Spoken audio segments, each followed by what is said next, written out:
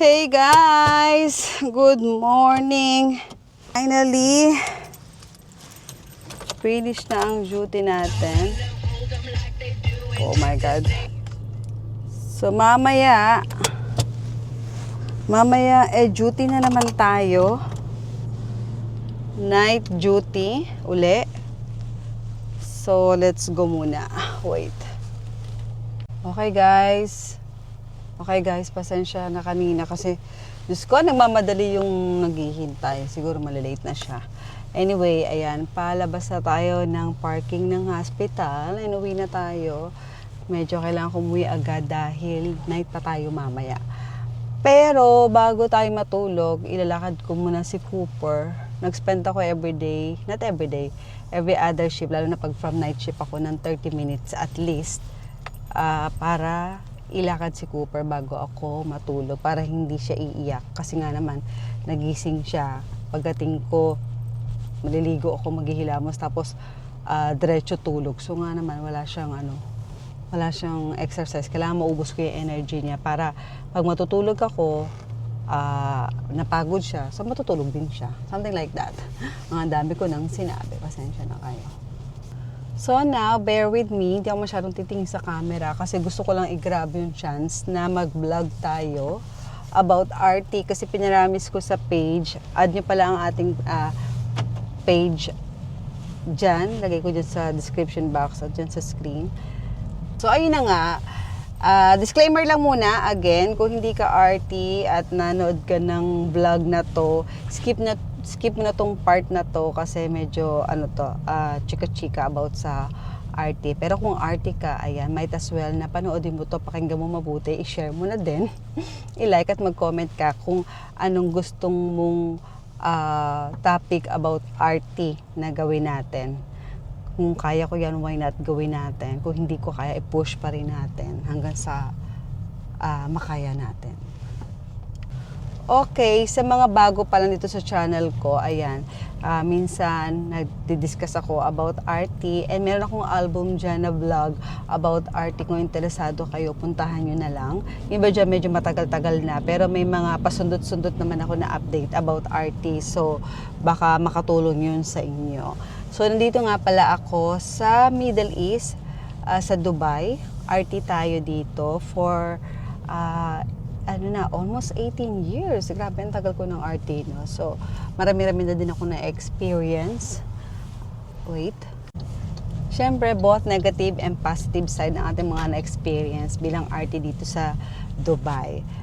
Marami ang nagtatanong sa inyo, unang tinatanong talaga halos lahat kung magkano ang sahod ng RT dito. Pero syempre, pasensya na, hindi ko ma-disclose yung amount ng sinasahod ko. Pero ang sinasabi ko lang is nasa 5 digits ang sahod ng RT dito sa Dubai. In dirhams yan na. So, kayo na mag-compute. And depende din naman ang sahod na ibibigay sa inyo. Depende sa experience nyo, depende sa mga documents nyo, sa papel nyo, kung meron kayong mga masteral, license, and anything. Lahat, depende yan. Pero, mag-i-start pa rin ang sahod mo bilang RT dito sa Dubai ng 5 digits. Regardless kung wala kang certificate na marami pang maipipresent. Madadagdagan lang yung sahod mo kapag marami kang pinaresent sa kanilang license, certificate, yung mga kung ano-ano pang mga koma-koma sa dulo ng inyong pangalan. At isa pa sa mga nababasa ko ng mga tawag dito, question is gaano kadami yung araw ng pasok ko sa isang buwan. So sa isang buwan, ang pasok lang namin is 14 days. Dati nga 12 days lang yun. Pero 12 hours yan ha, don't get me wrong. Hindi yan 8 hours. So 14 days lang and yung excess dyan, minsan nagsi-16 days kami pero don't you worry kasi bayad yun as overtime. Ngayon, marami kaming PH, like holidays, ayan, binibigay sa amin yan. Siyempre, re-request mo yan ahead of time para mabigyan sa'yo. So, minsan, 14 days lang dapat ang work mo sa isang buwan. Pero pag nabigyan ka ng PH, magiging 12 days lang ang pasok mo sa isang buwan na 12 hours. So, di ba, ang gaan-gaan, ang dami-dami mong off. Pero, siyempre, kahit marami kang off, sa work, when yung asahan na laging benign. May time talaga na busy sa duty. So, hindi mo maiiwasan mo. Swerte mo kung hindi ka yung tipong tao na bisihin sa trabaho. Okay, pag-usapan naman natin yung benefits. So, kung ikaw family ang status, up to maximum na 3 anak, libre ang insurance yan. When I say insurance, covered lahat ng insurance when it comes to sa mga pagpapagamot, dental, operation, something like that. And up to 3 na anak din, libre ang ticket. So, ticket is back and forth na ticket. Ayan. And, libre din ang asawa sa ticket and libre din ang asawa sa health insurance. Kung single ka naman, yun na lang, medyo hindi papabor sa'yo to. Kasi, syempre, single ka, wala kang asawa, wala kang anak. So, ikaw lang ang may insurance and ikaw lang din ang may ticket.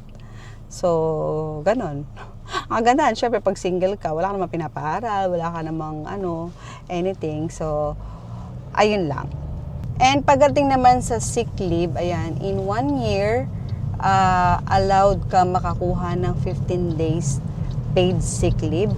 Pero depende pa rin yan kasi kung ang sakit mo naman talaga is valid, ayan, bibigyan ka naman nila ng consideration na yung sick leave mo yon is maging paid leave. Tapos, sa once a year, ayan, makakakuha ka ng free ticket para sa iyo and sa family mo. And, ayun, every year, pwede kang magbakasyon sa Pilipinas, kung saan bansa mo gusto magbakasyon. Kasi, yung ticket mo is ibibigay nila yan sa iyo as cash. So, bahala ka kung saan mo gustong bansang pumunta. Ikaw na din bahala mag-budget, basta ibibigay nila sa iyo ng cash. Pagdating naman sa license, ayan, marami nagtatanong sa akin. Siyempre, pag pumunta kayo dito, usually yung mga Gen Z, yung mga new generation ng mga RT, automatic meron na sila agad RT license. Kasi yung mga matatagal na RT, dati kasi wala pang license ang RT. Pero might as well na bago kayo pumunta dito, dapat meron na kayo siyempreng license. Pero may mga state dito sa Middle East, na dito sa UAE na hindi naman nila nire-required na may license ka galing sa Pilipinas. Pero kailangan mo kumuha ng license dito.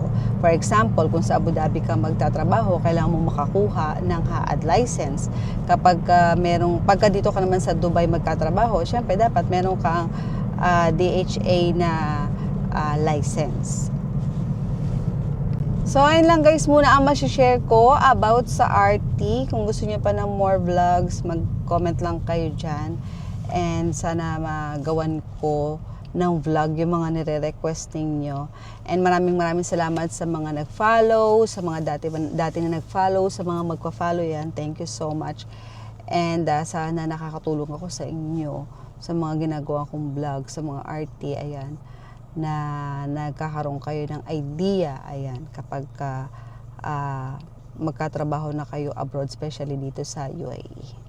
So, that's it for today's vlog, guys. Maraming salamat sa panonood at maraming salamat sa pagdaan sa channel na to. Sana makita-kita tayo sa next vlog. Thanks for watching. Bye. God bless us all.